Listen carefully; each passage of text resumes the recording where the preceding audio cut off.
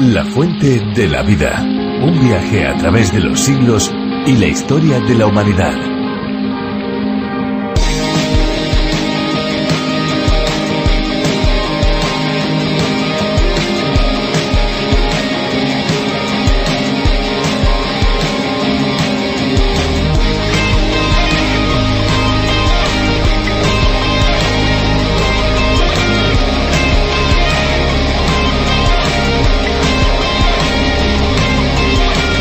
El agua representa el 70% del peso de las células, por lo tanto, al ingerirla se fortalecen las células de la piel, logrando humedecerla, limpiarla y mantener su elasticidad, retrasando de esta manera la formación de arrugas. Y esto a las mujeres les importa bastante. Es recomendable tomar agua antes y después de cada actividad y ejercicio físico para evitar, por ejemplo, los calambres. El agua lubrica mejor las articulaciones y mejora la resistencia de músculos y ligamentos.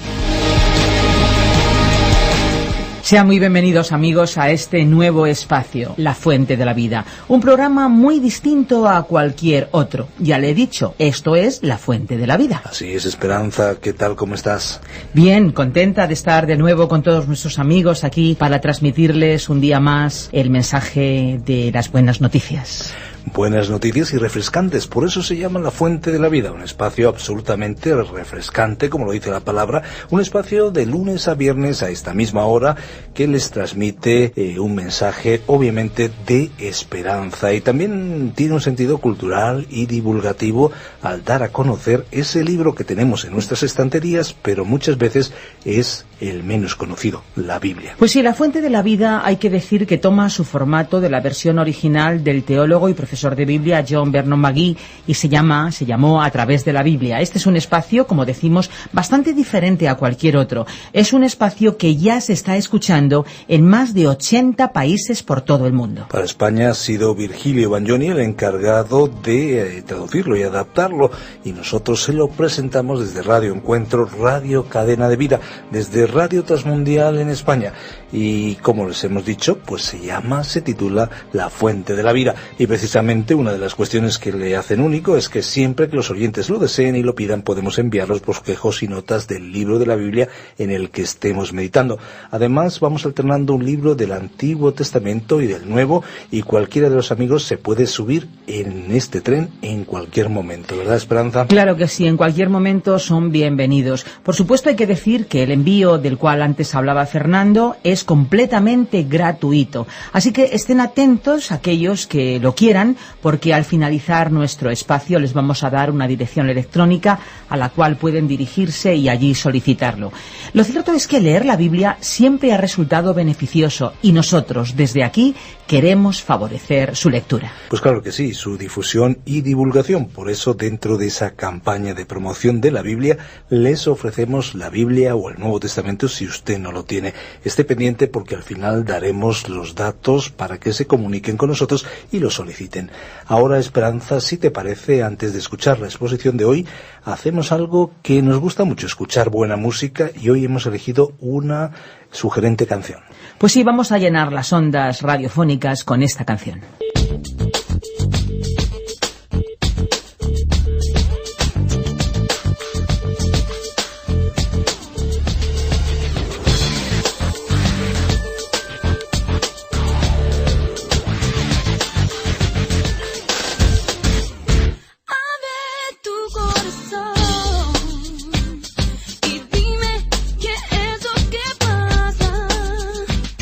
Porque ya no ves más.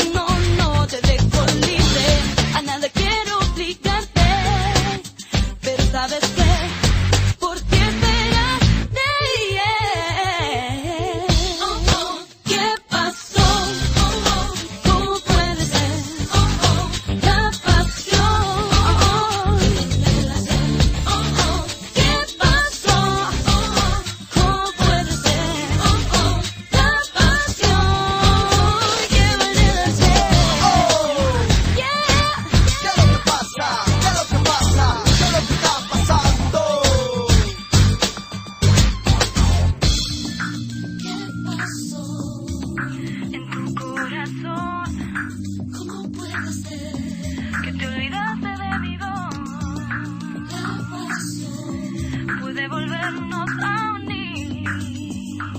Si hoy quieres volver a mí.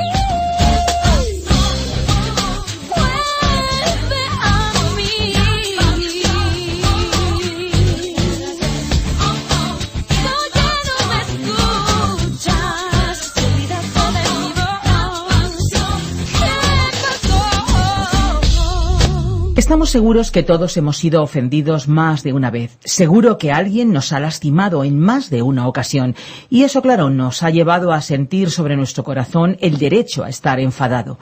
La posibilidad de estar herido y hasta amargado. Incluso diría más. Seguro que muchos, después de haber sido dañados por otros, creen estar en su completo derecho de vengarse. Sin embargo, se hace necesario caminar en el perdón, aunque por supuesto es una cuestión bastante difícil de llevar a cabo, porque parece que el ofensor quedara libre de su culpa. Pudiera parecer que no hay ninguna motivación para que la persona que ha sido dañada tome la iniciativa, pero aunque el perdón no es fácil, es, amigos, necesario, muy necesario, yo diría imprescindible, para el bienestar de la persona que ha sido herida. Sin embargo, la reconciliación va un poquito más allá del perdón y se logra cuando las personas que han estado en conflicto llegan a una relación positiva. Hoy vamos a ir en la exposición bíblica hasta el capítulo 33 del libro de Génesis para encontrarnos la reconciliación entre dos hermanos, Esaú y Jacob.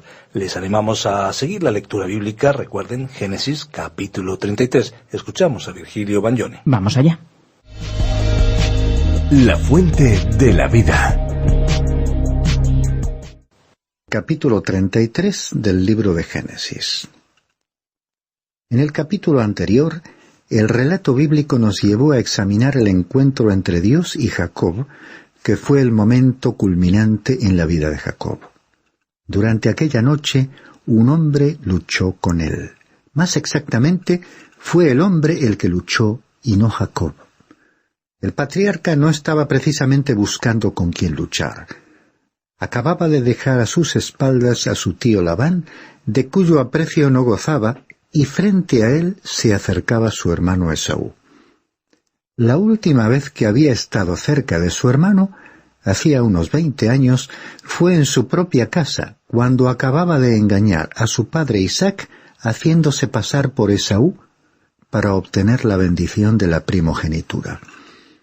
Y había tenido que huir a causa de las amenazas de su hermano. Así que en esta ocasión Jacob no estaba en una posición como para buscar otro adversario. En consecuencia, aquel hombre tomó la iniciativa en la lucha, convirtiéndose en el agresor. Se trataba, como ya hemos opinado oportunamente, del ángel del Señor, es decir, de una aparición de Jesucristo en los tiempos del Antiguo Testamento antes de su llegada a este mundo. Jacob había ofrecido una tenaz resistencia en aquel combate hasta que el toque de Dios le paralizó. Reconociendo al fin a su contrincante, Jacob se aferró a él hasta que le bendijo. A partir de aquel encuentro, comenzaremos a ver un cambio en su vida, y al seguir en este capítulo 33 el desarrollo de su vida, nos parecerá que estamos frente a un hombre nuevo. Es que en realidad era un hombre nuevo. Comencemos pues nuestra lectura del capítulo 33. El primer párrafo nos relata el momento en que Jacob se encontró con Esaú. Leamos los versículos 1 al 3. Y alzando Jacob los ojos miró, y he aquí Esaú venía y 400 hombres con él. Entonces dividió a los niños entre Lea y Raquel y las 2 siervas, y puso a las siervas con sus hijos delante, y a Lea con sus hijos después, y a Raquel con José en último lugar. Y él se les adelantó, y se inclinó hasta el suelo 7 veces hasta que llegó cerca de su hermano. Vemos que para proteger a su familia les separó del resto del grupo, pues aún no estaba claro si su hermano se acercaba a él como amigo o enemigo. Este Jacob no rehuyó el encuentro, y aunque no estaba en la plenitud de su fuerza física, ya que cojeaba, se adelantó a todos ellos e inclinándose repetidas veces llegó hasta donde Esaú se encontraba. La única explicación para su actitud valiente se encuentra en la fe controlando su conducta, fe nacida en su encuentro con Dios en Peniel. Leamos en los versículos 4 al 7 lo que sucedió a continuación. Entonces Esaú corrió a su encuentro y le abrazó, y echándose sobre su cuello le besó y lloraron. Y alzó sus ojos y vio a las mujeres y a los niños y dijo, ¿quiénes son estos que vienen contigo? Y él respondió, son los hijos que Dios en su misericordia ha concedido a tu siervo. Entonces se acercaron las siervas con sus hijos y se inclinaron. Lea también se acercó con sus hijos y se inclinaron, y después José se acercó con Raquel y se inclinaron. El éxito del encuentro superó todas las expectativas de Jacob, y no solo éste había cambiado. La última vez que habíamos visto a Esaú en nuestro relato, había jurado vengarse y matar a su hermano. Es evidente que con el paso de los años él también había prosperado, pero ello no explica realmente este nuevo sentimiento de afecto que ahora estaba expresando a Jacob. Solo Dios podía haber logrado un cambio tan profundo en el corazón de Esaú, y ambos lloraron, porque sin duda tenían muchos motivos para hacerlo. Luego Jacob le presentó a toda su familia, reconociendo que había sido una provisión de Dios. A continuación, tuvo lugar un diálogo interesante entre Esaú y Jacob. Leamos los versículos 8 al 11. Y dijo Esaú, ¿qué te propones con toda esta muchedumbre que he encontrado? Y él respondió, hallar gracia ante los ojos de mi señor. Pero Esaú dijo, tengo bastante, hermano mío, sea tuyo lo que es tuyo. Mas Jacob respondió, no, te ruego que si ahora he hallado gracia ante tus ojos, tomes el presente de mi mano, porque veo tu rostro como uno ve el rostro de Dios, y favorablemente me has recibido. Acepta, te ruego, el presente que se te ha traído, pues Dios me ha favorecido, y porque yo tengo mucho. Y le insistió, y él lo aceptó. La estrategia de Jacob había resultado innecesaria, no solo por el cambio experimentado por Esaú, sino porque él mismo reconoció su buena situación económica. Y así contemplamos esta escena increíble en otras épocas en que cada uno de ellos trataba de obtener algo del otro. Este era especialmente el caso de Jacob, quien ahora revela su nuevo carácter, rogándole a su hermano insistentemente que acepte sus regalos. Su gesto no es sólo de cortesía, sino de alegría por la acogida dispensada por su hermano, a la vez que expresa su reconocimiento por todo lo que Dios le ha dado. El desprenderse de aquellos bienes materiales no significaba nada para Jacob, en comparación con la bendición que acababa de recibir en su encuentro con Dios. Esto nos recuerda el caso de Zaqueo en el Nuevo Testamento, que había sido una persona muy apegada a los bienes materiales. Cuando el Señor le llamó para que descendiese del árbol al que se había subido para poder verle, y entró con él en su casa, a Zaqueo ya le había sucedido algo y ya no era el mismo que había subido al árbol. Le dijo al Señor que ya no trabajaría más como recaudador de impuestos, ocupación que había desempeñado deshonestamente al cobrar excesivamente, robando así a la gente. Quiso no sólo devolver lo cobrado indebidamente, sino restituirlo cuadruplicado, además de ofrecer a los pobres la mitad de sus bienes. Un tremendo cambio había tenido lugar en su encuentro con Jesús. Volviendo a nuestro relato, diremos que resultó ciertamente notable la transformación experimentada por Jacob, el mismo a quien recordamos, al principio de su historia, negociando y tratando de obtener de su hermano Esaú el derecho a la primogenitura, a cambio de un guiso de lentejas. Ahora, en su nueva época, ofrecía a su hermano ganado lanar y vacuno, a cambio de nada. Esaú finalmente aceptó. En aquella tierra rechazar un regalo que se ofrecía con insistencia hubiera sido considerado como un insulto. Continuemos el relato de este encuentro leyendo los versículos 12 al 16. Entonces Esaú dijo: «Pongámonos en marcha y vámonos. Yo iré delante de ti». Pero él le dijo: «Mi señor sabe que los niños son tiernos y que debo cuidar de las ovejas y las vacas que están criando. Si los apuramos mucho, en un solo día todos los rebaños morirán. Adelántese ahora mi señor a tu siervo, y yo avanzaré sin prisa al paso del ganado que va delante de mí y al paso de los niños hasta que llegue a mi señor en Seir». Y Esaú dijo: «Permíteme dejarte parte de la gente que está conmigo». Pero él dijo: «¿Para qué? Halle yo gracia ante los ojos de mi señor». Aquel mismo día regresó Esaú por su camino a Seir. En aquellos tiempos viajar sin protección podía resultar peligroso ante la incertidumbre sobre cómo reaccionarían los habitantes de aquella región ante una caravana que incluía a tantas personas y ganado. Esaú se ofreció a acompañarle y protegerle en el viaje hasta su destino. Jacob no quiso incomodar a su hermano y quizás se dio cuenta de que después de todo lo que Dios había hecho por él, no necesitaba otra protección que la de Dios mismo. Esaú entonces insistió en dejarle al menos un grupo de apoyo, pero Jacob, sintiéndose seguro, no lo consideró necesario. Después de todo, a quien había realmente temido era a Esaú y a su venganza.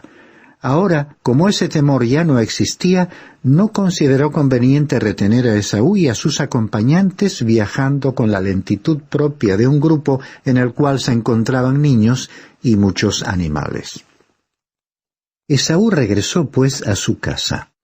Volveremos a encontrarle en ocasión de los funerales de Isaac, su padre, cuando estudiemos el capítulo 35. En aquella época, Esaú vivía en Seir, en la zona sur de Canaán, en el valle de Edom. Después de la muerte de su padre, se trasladó al monte de Seir, que posteriormente Dios le entregó en posesión, como especifica el libro del Deuteronomio, capítulo 2, versículo 5.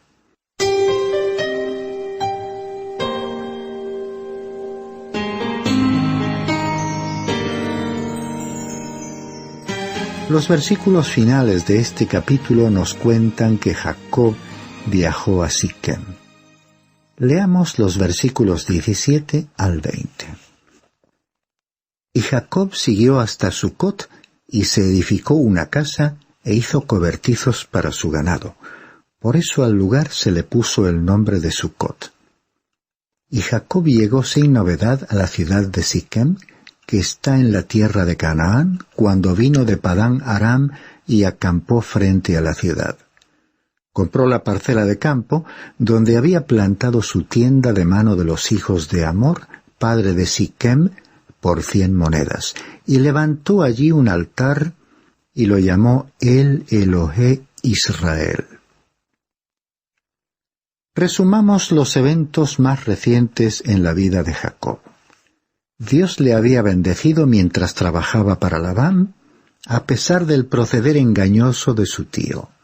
Después, Dios había intervenido ante Labán cuando perseguía a Jacob para que no le causase daño, y además había preparado el corazón de su hermano Esaú para que le recibiese amistosamente. Ahora Jacob tenía paz en ambos frentes. Esaú no había querido en un principio recibir los regalos de su hermano porque él mismo vivía en la abundancia. Finalmente los había aceptado ante su insistencia y por cortesía, y ambos hermanos parecieron generosos y sinceros en su reconciliación. Considerando que Esaú era ya muy rico y de todos modos nunca había dado mayor valor al derecho de primogenitura, no hubo ninguna razón por la que no pudiera reconciliarse con su hermano gemelo. Así que podemos afirmar que el sol había comenzado a brillar sobre la vida de Jacob. Labán había sido aplacado y con Esaú se había reconciliado. Y todo este proceso había estado controlado por Dios.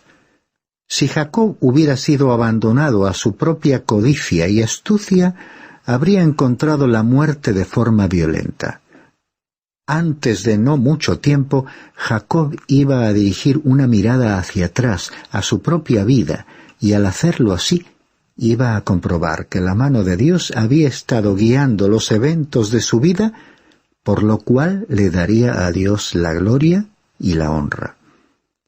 Sin embargo, el mal que en ciertos momentos había sembrado debía aún producir una cosecha abundante, con la aparición de resultados negativos derivados de su comportamiento en el pasado. Para este hombre se avecinaban problemas, pero aún aprendería a apreciar más la gracia de Dios, que de modo soberano le guiaría a él y a su familia. Jacob construyó aquí un altar tal como lo hacía su abuelo Abraham, que acostumbraba a construir altares donde quiera que llegaba. En este caso de Jacob, la hermosa característica de su actitud fue que identificase su nuevo nombre con el nombre de Dios. Le llamó el Elohé Israel, que significa Dios, el Dios de Israel.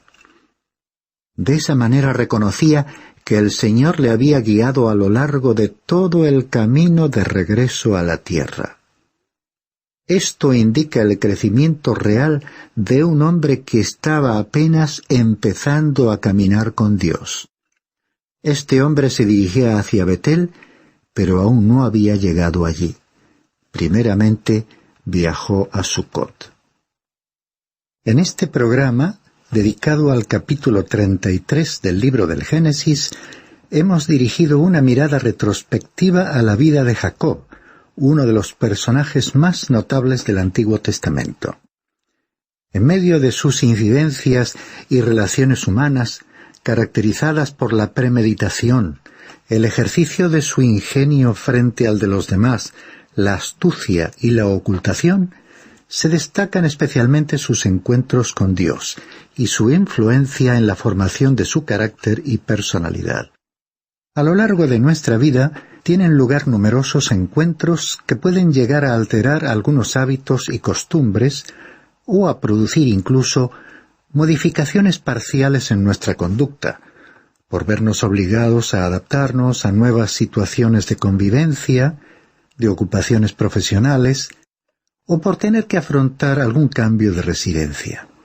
Además, el enfrentar experiencias como el sufrimiento, la cercanía de la muerte en nuestro ámbito íntimo y la sensibilidad ante las injusticias contribuyen a atemperar y a controlar, en mayor o menor medida, las reacciones espontáneas de nuestro carácter.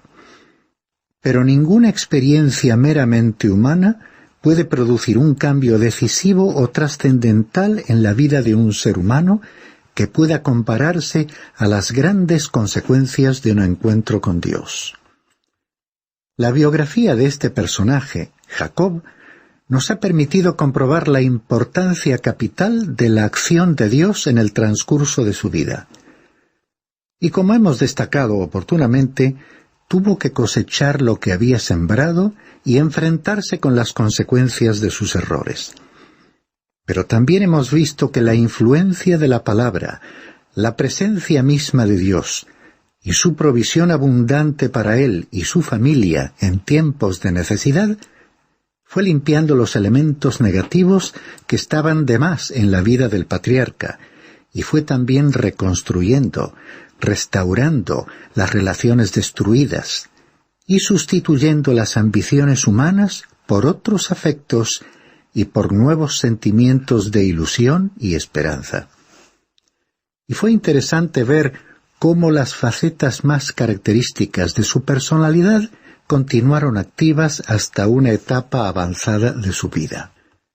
Con todo, creo que Dios permitió que conociésemos su prolongada trayectoria vital para constatar cómo actúa el Señor con los caracteres más conflictivos y rebeldes, y cómo les utiliza para ser testigos ante el mundo a pesar de sí mismos, logrando una progresiva transformación de un carácter centrado en las conveniencias materiales, el egoísmo y la ambición, permitiéndole alcanzar placer en el cumplimiento de la voluntad de Dios y un aprecio por los valores espirituales. Finalizamos nuestro programa de hoy leyendo las antiguas y sabias palabras del libro de los Proverbios, que establecen un gran contraste, una gran diferencia entre la existencia humana de dos tipos opuestos de personas, cuyas vidas veremos retratadas en las páginas de las Sagradas Escrituras y con frecuencia reflejadas en la vida real, en nuestro tiempo y en nuestra sociedad. Dice el escritor del citado libro de los Proverbios en el capítulo 4, versículos 19 y 18. El camino de los impíos es como las tinieblas, no saben en qué tropiezan. Mas la senda de los justos es como la luz de la aurora, que va aumentando en resplandor hasta que es pleno día.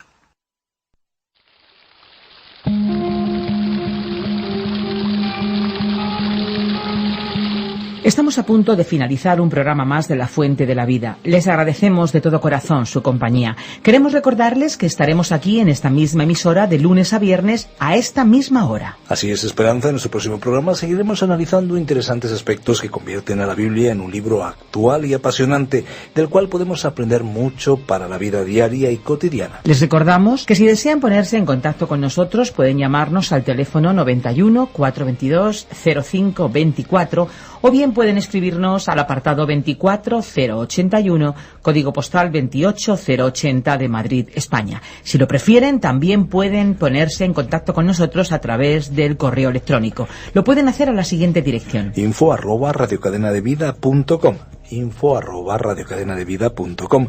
Les agradecemos el haber compartido este tiempo con nosotros.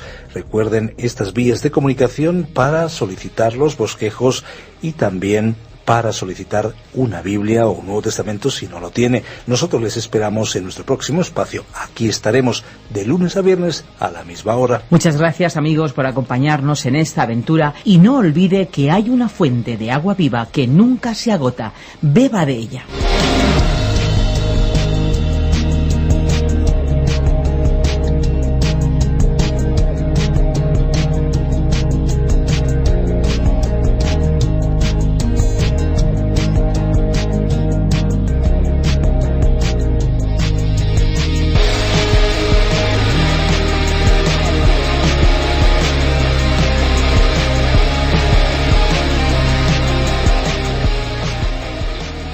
Este ha sido un programa de Radio Transmundial producido por Radio Encuentro, Radio Cadena de Vida.